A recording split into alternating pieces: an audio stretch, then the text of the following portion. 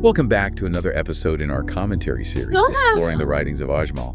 Okay. From theborderofmind.com. Today, we're going back to his blog. Okay. And looking at his post, Stillness of the Present Moment. Yeah. Where he really kind of challenges us. Yeah. This idea of always needing more, always striving for more. Absolutely. And kind of suggests a different way, a different path. Oh, yeah. To think about finding happiness. Yeah.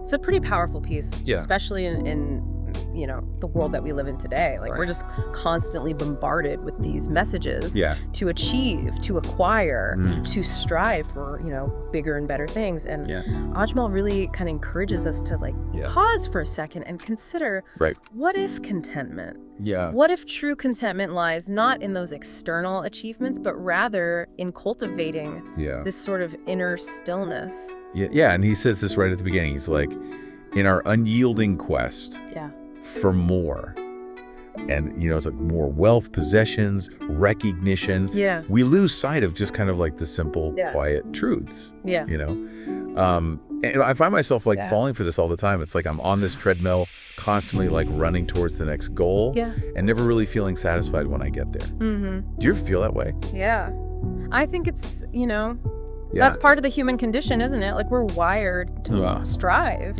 to seek out new things and new challenges.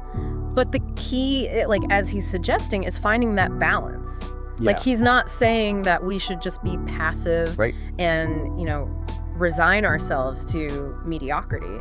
It's more like exploring the idea that true joy can be found in this present moment. In just being. So how do we do that? How do we move from always striving for something to embracing stillness?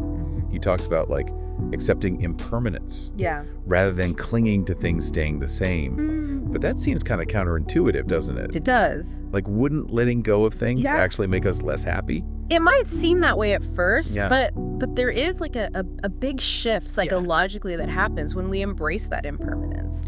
Think about non-attachment. When we cling so tightly to things, to possessions or relationships or even our own identities.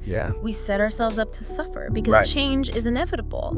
But when we can loosen our grip and accept, that natural flow of life, we can create a space for a deeper sense of peace and acceptance. I could see that. It's like, if I can accept that this moment won't last forever, good or bad, then maybe I can actually appreciate it more fully while it's happening. It reminds me of, how much I love autumn. Even though I know it means that winter is coming. There's a beauty in that cycle. Exactly. And that appreciation, being able to find beauty in the impermanence of things, that is a key part of cultivating this inner stillness. It allows us to be present with what is without clinging to the past or worrying about the future. He also talks about contentment as a realization, not as a reward. It's not about getting everything we want. It's about recognizing that we already have enough. That's a tough one for me. I'm always striving for that next milestone, thinking, then I'll be content. But maybe I have it backwards. It's a common misconception, and it really ties into what we were saying about, humans and that tendency to always want more. Makes sense, right? We're programmed to survive, to accumulate resources, to ensure our well-being. But, in the modern world, that drive can lead us astray.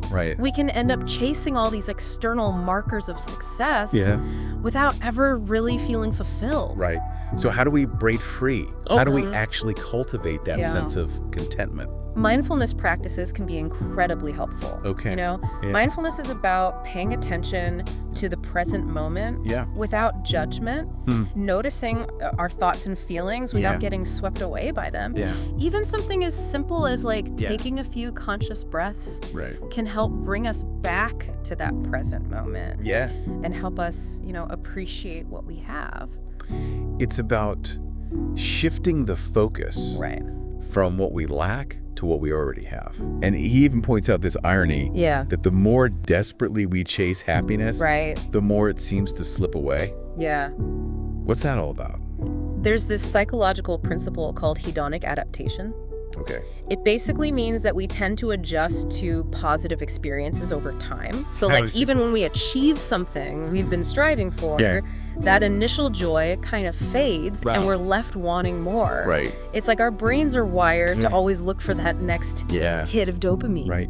Chasing a moving target. Yeah. That's it's tough. Kind of a sobering thought. Yeah. But it also makes me think like, are there times in my life where I have actually felt content? Yeah. And if so, what did those moments look like? Were they tied to, achieving something? Yeah. Or was it something else entirely? Yeah, that's a great question. Yeah. What about for you? For me, like those moments of deepest contentment, I find they often arise when I'm like fully immersed in something. Okay. Whether it's spending time in nature or, connecting with loved ones or losing myself in some kind of creative project. Yeah. It's about finding those things that bring us joy and allow us to just be present without that constant sense of striving or wanting. Right. His ideas are really thought-provoking. And it seems like cultivating this inner stillness and embracing the present moment, it's like a journey. It's not a destination. Right. It's about, finding that balance between striving for growth and appreciating what we already have. Right. And maybe that's where true happiness lies. Maybe so. Yeah. If you're intrigued by his ideas and want to learn more, you can visit his website, theborderofamind.com. He's got a ton of insightful writing there. Yeah. And as you go about your day, maybe take a moment to think about his message. Yeah. Like, what are some steps, even small ones, that you can take to cultivate more stillness, more presence in your own life? Maybe it's pausing to appreciate a sunset, or savoring a cup of tea, or even just taking a few deep breaths. Experiment and see what works for you. Absolutely. And stay tuned for future commentary series. Yeah, we'll have more.